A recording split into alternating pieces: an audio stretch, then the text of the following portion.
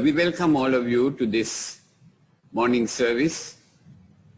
Today is a special day for the Methodist Church, the day when we celebrate the coming of the missionaries to Sri Lanka in June 1814, on the 29th of June 1814. And our focus will be on mission today.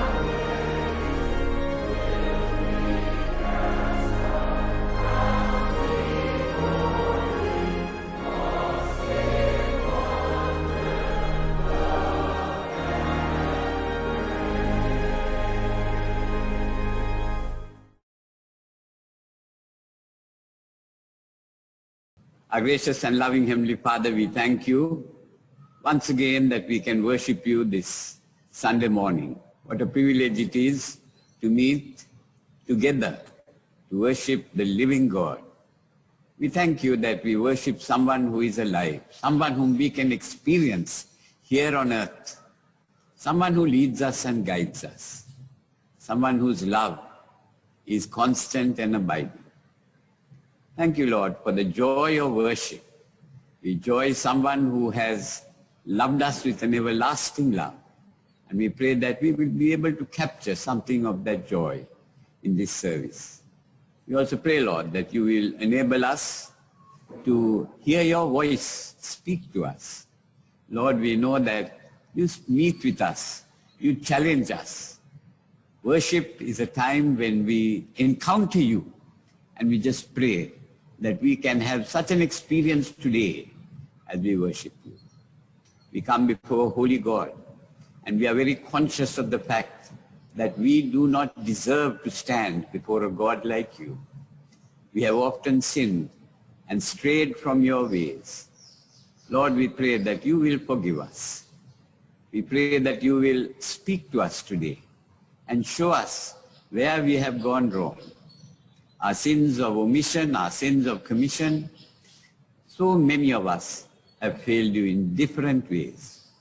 We have been proud and arrogant sometimes and not been like Jesus, the one who was willing to serve, who was willing even to wash the feet of his disciples, who gave up all the power in heaven and became a servant of men. We realize that we have often not loved people as we ought to love. As we have seen the example of the love of our Savior, we pray that you will forgive us because we have not been as loving as we ought. Lord, we also pray that you will forgive us if we have not really taken you seriously enough, if we haven't put you first in our lives, if we haven't made time for you. Especially in this pandemic period, we pray that you will help us to just keep trusting in you, to turn to you, knowing that you will hear us, you will meet with us. So Lord, we just confess our sins before you and pray that you will forgive us. Thank you for that grace which is abounding in our lives. Plenteous grace in you is found. Grace to cover all our sins. Thank you for Jesus who died on that cross for our sin. And we claim his forgiveness and pardon, knowing that he will come into our lives and change us and transform us and give us the grace to lead a life of victory. Here is our prayer, and we commit this service into your hands. For we ask these things in and through the name of our Lord and Savior Jesus Christ. Amen.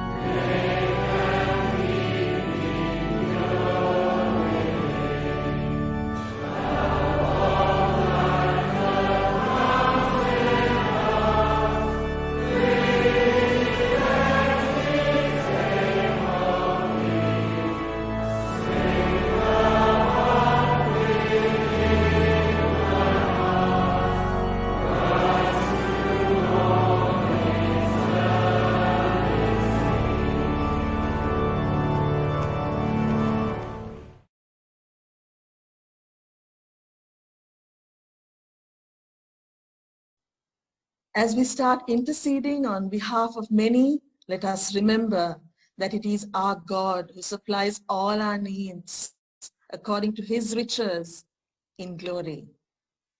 We celebrate Methodist Day on the 29th of June, and we thank God for people with a mission like Thomas Coke and his team who braved many perilous moments and brought Methodism to our land. Today we will concentrate mainly on the Methodist Church of Sri Lanka and all its ministries as those involved seek to share the love of God with others. May we pray. Father, we thank you for all the work carried out in this country from 1814, when the first Methodist missionaries arrived in Sri Lanka, to date, in your name. Thank you for the ministers, evangelists, and workers who faithfully carried out your work, leading the church to where it is today. Father, we thank you for the evangelism training colleges that equip Christians willing to sacrifice so much for the sake of the mission. As a result now, the church has been able to touch many lives in all provinces of Sri Lanka. Thank you, Lord, for the schools that were started, for the 6 elders' homes, orphanages, 8 children's homes, hostels, and 70 daycare centers operating in all parts of the country. We thank you for the nutrition projects, children's programs, vocational training projects, and the projects that take care of widows. Lord, we also thank you for DeafLink and for the program that takes care of differently abled and disabled people. Lord, thank you for those involved in the church and nation committee, taking up issues of justice, and for those involved in environmental protection work. Lord, thank you for all the relief work being carried out by the church, seeking to help people who have lost jobs, have no shelter, food, or money. Thank you for every person committed to spread the love of Christ at such a difficult time as this.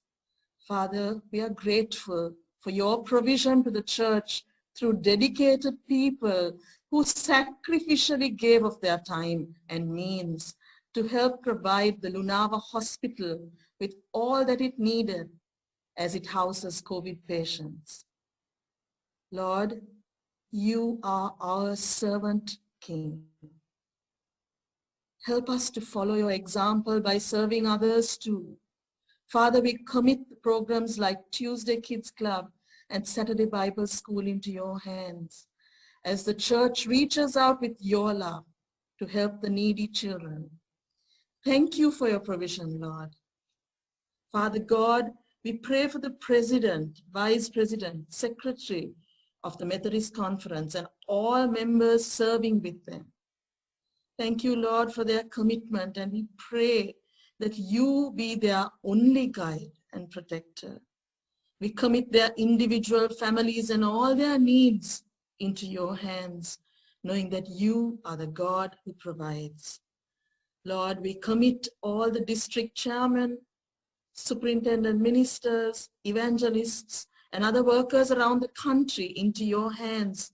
We commit their families too and all their needs. Some are working under very difficult circumstances and are facing persecution in your name. Lord, even as you faced persecution and know what it feels like, we pray that you intervene and administer to their needs whilst protecting every one of them for the greater work of your kingdom. Father, we bring to your throne of grace all the boards, fellowships, and departments in our churches. Sunday school as it shapes the very foundation of the faith of a child. Thank you for all the teachers dedicated to serve you and to instill your word in tiny and young hearts each day. We commit youth fellowship and Wesley guilds around this land and pray that you help these young people to grow deeper in you amidst the many distractions around us all. We commit young adults fellowships, women's and men's fellowships, and all other related areas into your loving arms. We ask that you help people grow more rooted in your word so that they seek your kingdom first. We also commit those involved in the boards of social responsibility, involved in community service throughout the land, and ask that you strengthen and encourage them to share your love with those in need. We commit the stewards in all our churches and all our leaders into your hands. Please, Father, help them to be sensitive to your voice and to unitedly seek to glorify your name alone in all that they say and do. We commit all Bible study groups and house groups into your hands, Father. We pray for your love to be of paramount importance in these places amongst your children. We ask that you help all of us to genuinely love each other and to take care of each other, doing nothing less than our very, very best for each other in your precious name.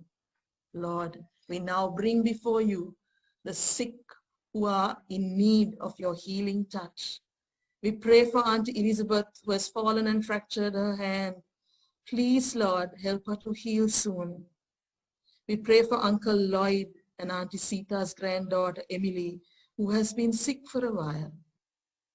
Thank you that she's feeling a bit better.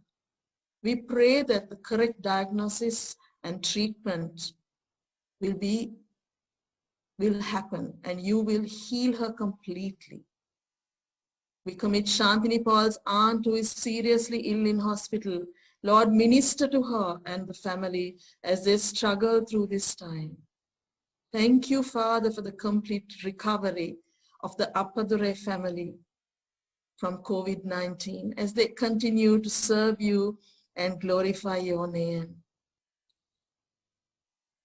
Right now, Lord, we remember those living alone through this current pandemic and various restrictions. Those who have serious problems due to loss of income, those suffering depression and having suicidal thoughts. Father, please intervene and help them. And Lord, now we bring before you our country, our land. Father, we commit all those in decision-making positions in our land who carry the responsibility of taking the right action in the best interests of the people of Sri Lanka. We pray that you teach them and guide them to do what is right by our land. Father, we bring before you the issues in marine conservation, environment and corporate sustainability, human rights and access to justice, social and economic development, education for development, and so many other matters causing all of us and the world concern. We plead that you intervene in all these areas in a way that only you can do. Please, Lord, put an end to the spreading of this virus under different names. Heal completely and restore this world. Grant us peace and love for each other. We plead your mercy on us all. We ask all this in the matchless name of Jesus Christ our Lord. Our Father who art in heaven, hallowed be thy name.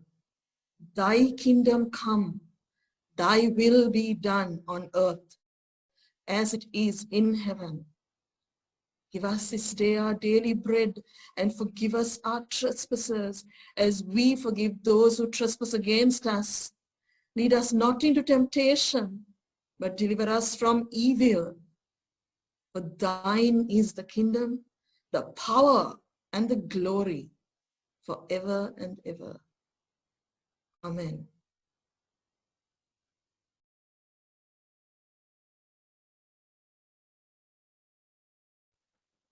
The reading is taken from Mark chapter 10, verses 35 to 45. And James and John, the sons of Zebedee, came up to him and said to him, Teacher, we want you to do for us whatever we ask of you. And he said to them, What do you want me to do for you? And they said to him, Grant us to sit one at your right hand and one at your left in your glory. Jesus said to them, You do not know what you are asking. Are you able to drink the cup that I drink, or to be baptized with the baptism with which I am baptized? And they said to him, We are able. And Jesus said to them, The cup that I drink, you will drink, and with the baptism with which I am baptized, you will be baptized. But to sit at my right hand or at my left is not mine to grant, but it is for those for whom it has been prepared. And when the 10 heard this, they began to be indignant with James and John. And Jesus called them to him and said to them, You know that those who are considered rulers of the Gentiles lord it over them, and their great ones exercise authority over them. But it shall not be so among you. But whoever would be great among you must be your servant, and whoever would be first among you must be slave of all. For even the Son of Man came not to be served, but to serve, and to give his life as a ransom for many. Hello. It's a great joy for me to sing a song called Come Down with Mighty Power, and it's a song about the Holy Spirit. One of the great features of the formation of the Methodist movement under the leadership of John Wesley was the experience, the immediate experience of the Holy Spirit in the lives of John and Charles Wesley and all the founders at the time. They discovered that the Spirit of God was a gift given to every believer, that everyone was quickened by the Holy Spirit, as they would say, and that the coming of the Holy Spirit into a person's life at conversion, at the born-again experience, was the moment from which that person walked with the Lord Jesus Christ. And so John and Charles Wesley sang and preached much about the ministry of the Holy Spirit, who gave energy to the movement that the Methodists founded back in the 18th century. This song is called Come Down with Mighty Power and tries to trace the wonderful work of the Holy Spirit through Scripture. Come down with mighty power and glorify the name. Blow over us, O wind of God. Come now and remain, sweeping over every land. Fruit of resurrection power, blow over us, O wind of God, and fill us every hour. Strengthen every spirit, tired and beaten in the world, and give us all a vision of the kingdom of the Lord. Spirit of God's anointed, in your hands you hold the key. From the mastery of death and hell, you have set your people free. Come down with mighty power and glorify the name. Blow over us, O wind of God. Come now and remain, sweeping over every land. Fruit of resurrection power, blow over us, O wind of God, and fill us every hour. You moved in our creation, and you spoke through doors of old, a message of salvation. You believed when it was told. Through you was born the Savior, and through you he gave his life. And still today his truth breaks down the shackles miracles of our lives. Come down with mighty power and glorify the name. Blow over us, O wind of God. Come now and remain, sweeping over every land. Fruit of resurrection power. Blow over us, O wind of God, and fill us every hour. Work among your people and help us all unite to look in one direction, soldiers in a common fight.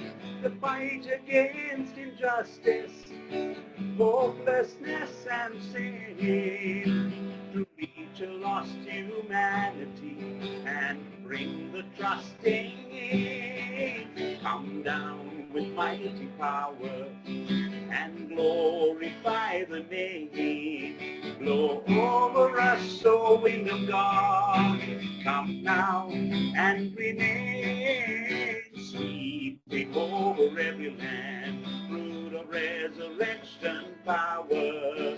Blow over us, O wind of God, and fill us every hour. Blow over us, O wind of God, and fill us every hour.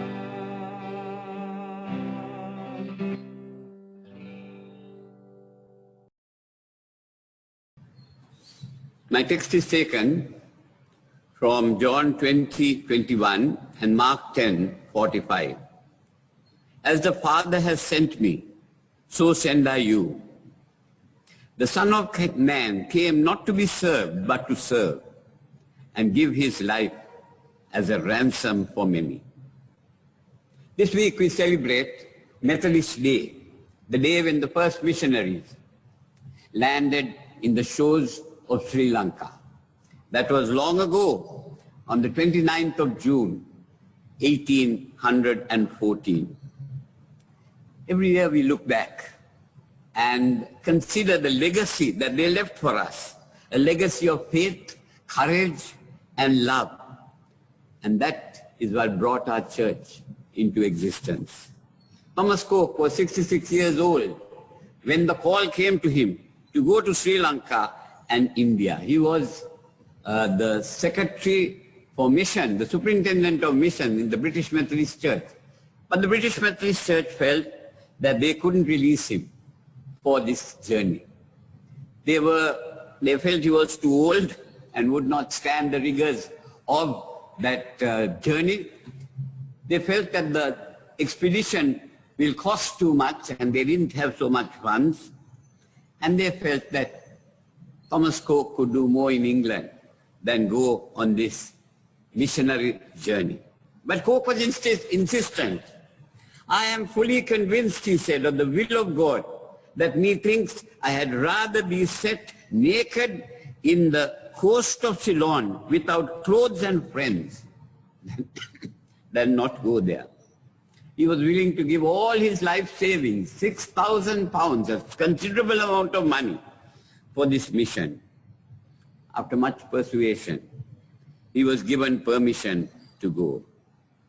This man, who had a thriving mission in England, who could have had all the comforts of a peaceful retirement, gave it all up to fulfill what he knew was God's call for him. Sadly, he died on the way, close to Bombay, but we owe the existence of the Methodist Church in Sri Lanka to his pioneering vision. Another great missionary who came in that first band that came to Sri Lanka was William Walsh. He married his sweetheart just 3 months before they embarked on this mission.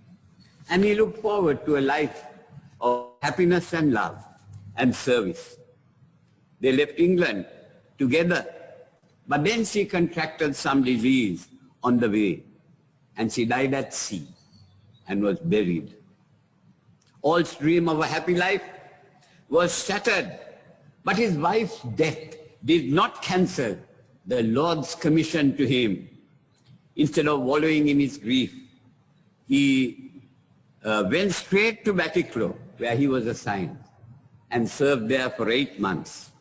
He started 8 schools during that period, including the Methodist Central College in Batticlo, which is one of the oldest mission schools in Sri Lanka. He learned Tamil, and in 8 months he had gathered a group of about 150 believers to worship in the place where he worshipped. But after 8 months, he too died at the age of 29 of tuberculosis. In the first 50 years, over 30 missionaries died, most of them under 30 years of age. Also, many of their children died of tropical diseases because the healthcare services were not adequate to save their lives. And what sorrow this must have brought to these parents. But they were willing to come and sacrifice so much so that we can hear the gospel. When we read the stories of these missionaries, we wonder, are these people from the same world that we live in?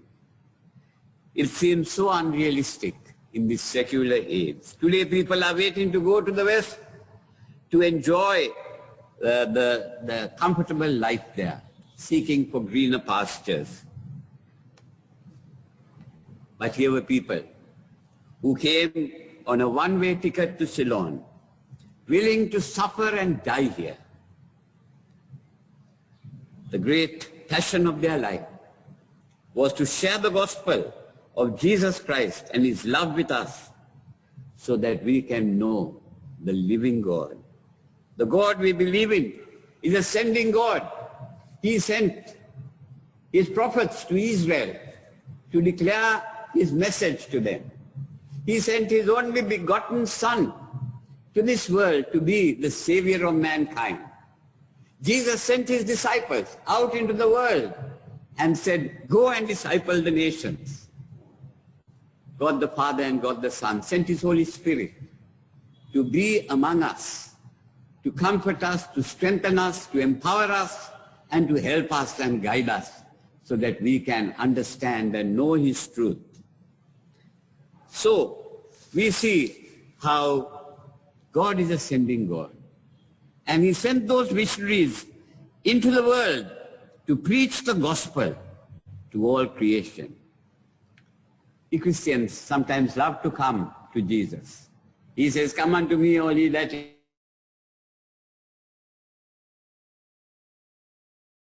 those who come, they can come for salvation, they can come for healing, they can come for blessing. But remember that those who come are sent because they come to a sending God. And they are sent into the world. And this call is not just for apostles and pastors and evangelists. It is for all of us who believe in the name of Jesus. Jesus said, as the Father has sent me, so send I you. As you look at the life of Jesus, he came to the world and identified himself with the people here. He dwelt among us. God wasn't having a remote control system where he could speak to us. He himself came in the person of his Son and shared a life. His heart of compassion went out to those in need. He didn't just have pity on them and feel sorry for them. He did something. He fed the hungry. He healed the sick. He opened the eyes of the blind and comforted the sorrowing. We too are sent out into this world. We can't remain in our spiritual cocoons in our church. We have to go out to a world of suffering. A lady spoke to me last week and spoke of the suffering that people were going through in the area that she lived. Some of them didn't even have tea because they couldn't afford to buy a packet of tea. They had no food for the table. And this lady said, how can I live in comfort when there is so much misery around? And what did she do? She raised some funds and took some dry rations to these people. And these people said, we prayed to God, the God we didn't know too well, to help us in our need. And see what he has done. He is truly the living God. Jesus also saw the oppression that people went through. And he did something. When he saw people exploited, when he saw corrupt leaders and rich and powerful people using their power to steal with those who had very little. When he saw the grinding poverty of his people, he cried out for justice. He knew his Father was a God of justice who hated every form of injustice. When he went to the temple, he saw those people in the temple with the help of the leaders cheating the people who came to worship there. And he shouted at them and said, my house must be a house of prayer, not a den of robbers. And he drove them out. When he saw the Pharisees oppressing the people with their narrow laws and traditions and ignoring the needs of people, he exposed their hypocrisy and warned them of judgment. He went to the holy city, Jerusalem, and he wept over Jerusalem. He said, Jerusalem that killed the prophets and stoned righteous people. One day the judgment of God will fall upon you and you will be defeated by your enemies. He saw oppression caused by human sin, bringing guilt and bondage to those who sinned. And what did he do? He liberated people who were under bondage of sin. People like Mary Magdalene, people like the woman of Samaria, people like Zacchaeus, the dying thief on the cross. These are all under the bondage of sin and guilt. And Jesus liberated them, forgave them, gave them a new hope in life. And he sends us out into the world to stand for justice, to speak the truth. When we see injustice and corruption, do we raise our voices in protest? When we see the innocent punished and the guilty going scot-free, do we cry for justice? When we see the poor crushed as a result of this pandemic, without money, without jobs, without food, do we turn a blind eye? When we can't get what we want in a legal way, do we sometimes use bribes and commissions and political influence to get what we shouldn't have? Do we have the courage of Jesus to stand for truth and justice and know that even if we have to suffer, God will win in the end. He will be with us. He will overcome the forces of oppression and darkness. In our reading, we read of James and John, who wanted to be in the left and the right of Jesus when he comes into his kingdom. They wanted to elevate themselves and exalt themselves and be greater than all those around them. And Jesus said, if you want to be great, you must be a servant. For the Son of Man has come not to be served, but to serve and to give his life as a ransom for many. That is true greatness. Not just thinking of ourselves and missing and raising ourselves up, not just thinking of the comforts, the security, and the pleasures we can have in life. Greatness is to pour ourselves out, to be of service to others. This pandemic has taught us that the pleasures and the treasures of this world can be snatched away abruptly, and we can lose everything. But if we are following the example of Jesus, we will be doing things which can have lasting benefit and be of service to people and reflect the love of Christ to them. So it's not just grabbing things for ourselves or giving only what we can to others. Jesus said he came not to be served, but to serve and give his life as a ransom for many. He was willing to sacrifice. He's all for the salvation of mankind, to die on a cross to show the love of God to people. This is why these missionaries first came, to tell us of the Savior who died for us, to tell us of the love of God given to us in Jesus Christ and giving hope and peace, to give us the gift of education, which is so necessary for a fulfilled life. And we had 177 schools as a result of the foundation they laid till 1962, when 175 of those schools were taken over by the government. How about us today? Do we share the love of Christ with others? Or are we so obsessed with ourselves, just living for ourselves, protecting ourselves, realizing our selfish ambitions? When did we last tell someone of the Lord Jesus and his love? When did we share that love in some deed of compassion and through some kind of action? Somebody has said, it takes 1,000 Christians 1 year to win one person to Christ. Can we change that statistic?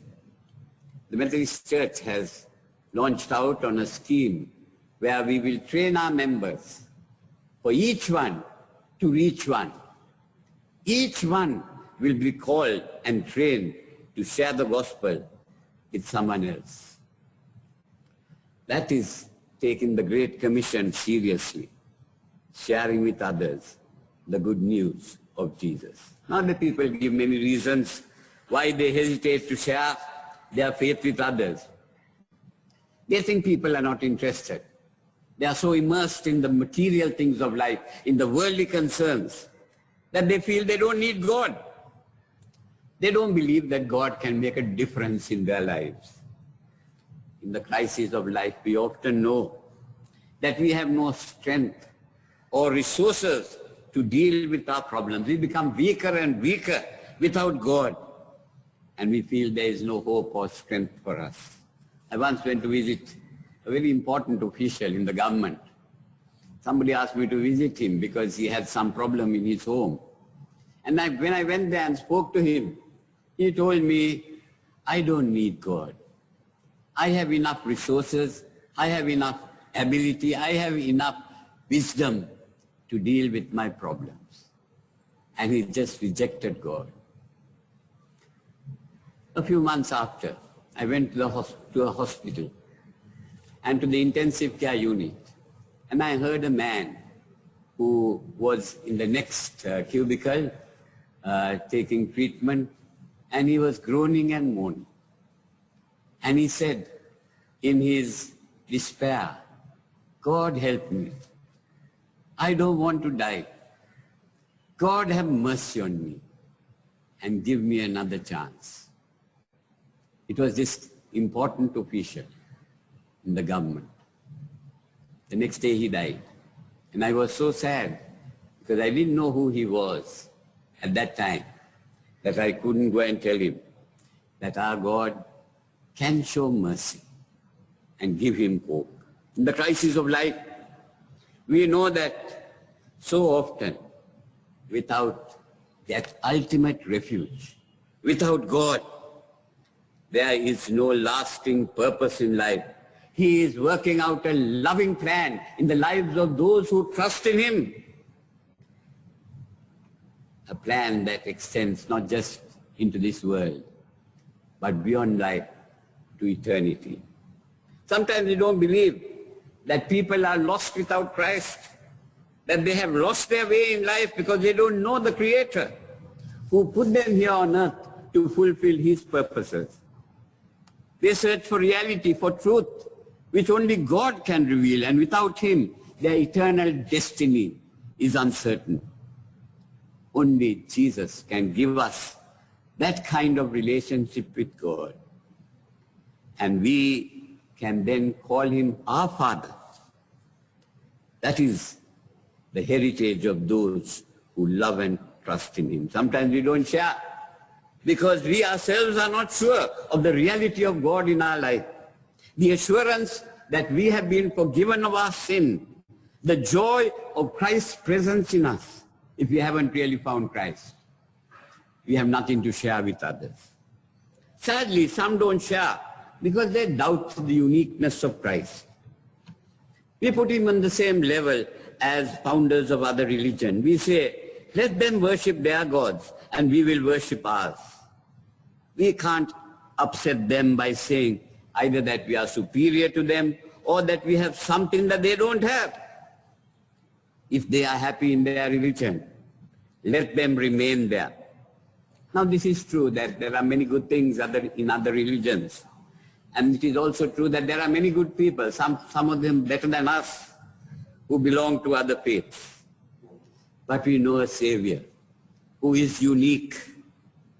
A Savior who gives us an understanding of God that nobody else can give. Look at the life of Jesus. He was the Son of God. All the fullness of God was pleased to dwell in him. No one has seen God. The only begotten Son of the Father has declared him. Many people have claimed that they are gods or that they are divine. But a year or two after they die, people don't believe that anymore about them. But Jesus, over 2,000 years, people have sustained that belief that he is God. And he is alive and can answer their prayers. Jesus is the unique Savior. Salvation that he gives is something unique. If we know the nature and extent of our sin, we will realize that we can never pay for our sin or escape the consequences of our evil deeds. But God has sent his Son to take the penalty for our sin on a cross.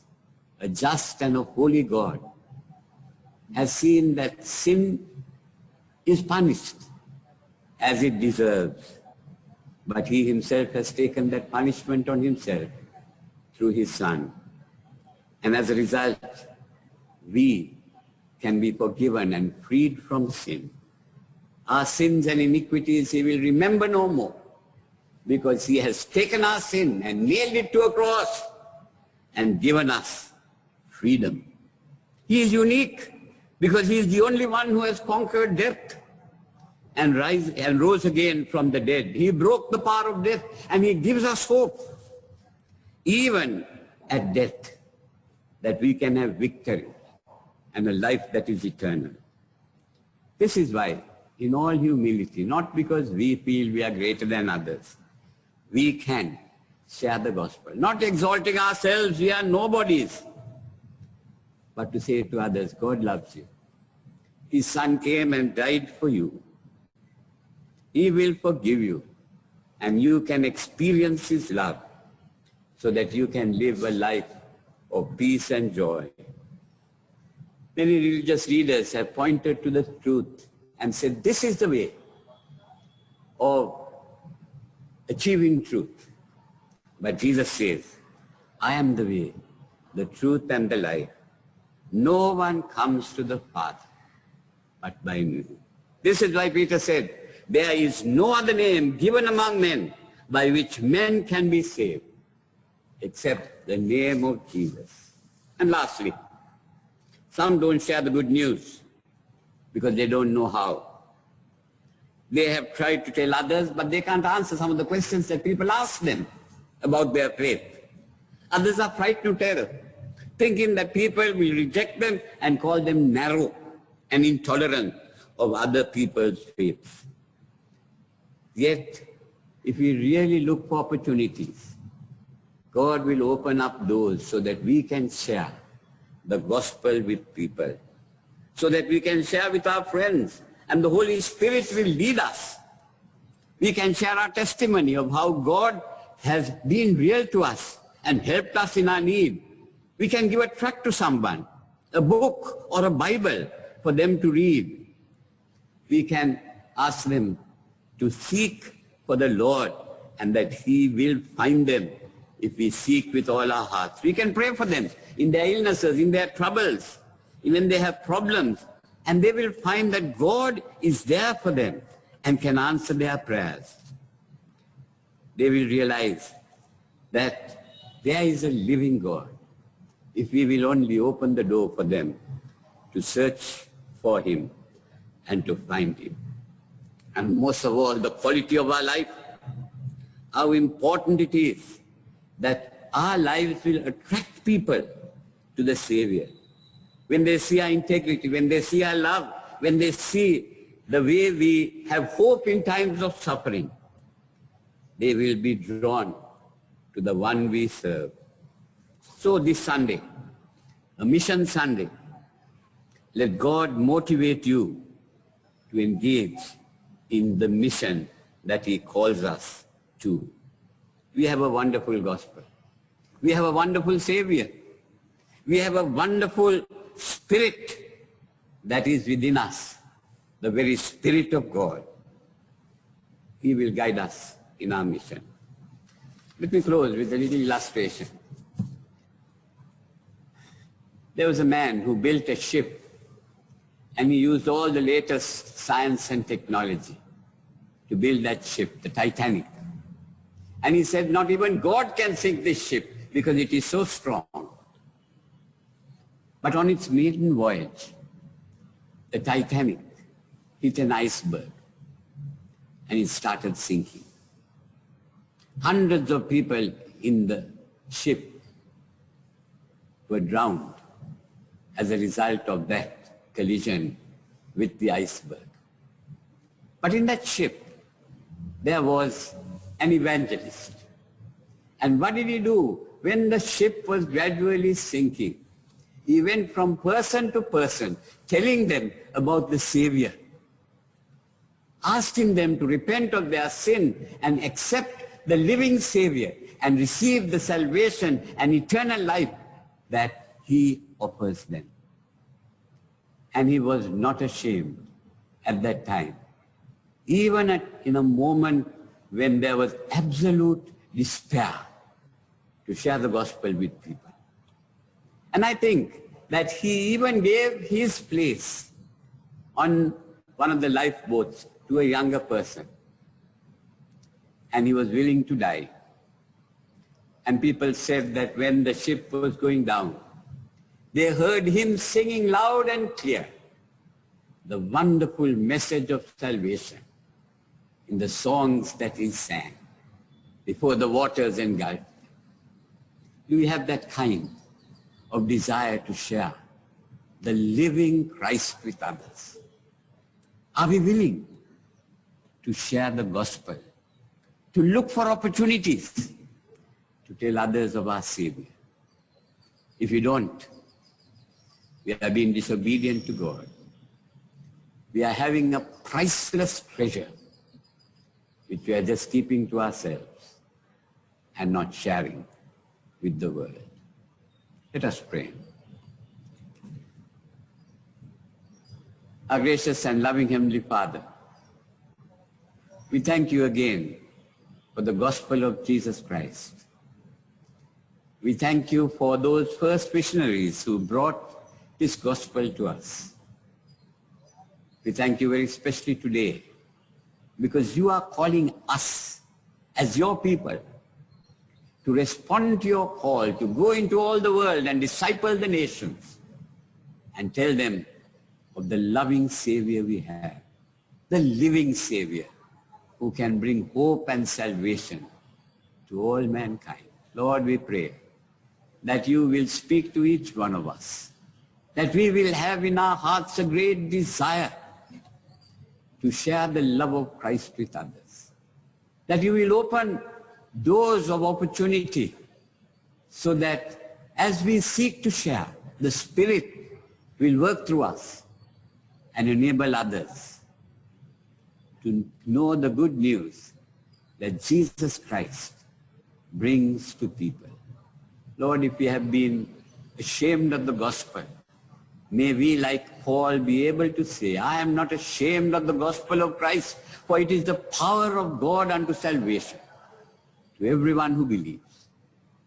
Lord, we pray that you will give us that courage, that boldness, so that we too can be those who can be used by you, those who will be counted by you as those who are faithful disciples of the Master.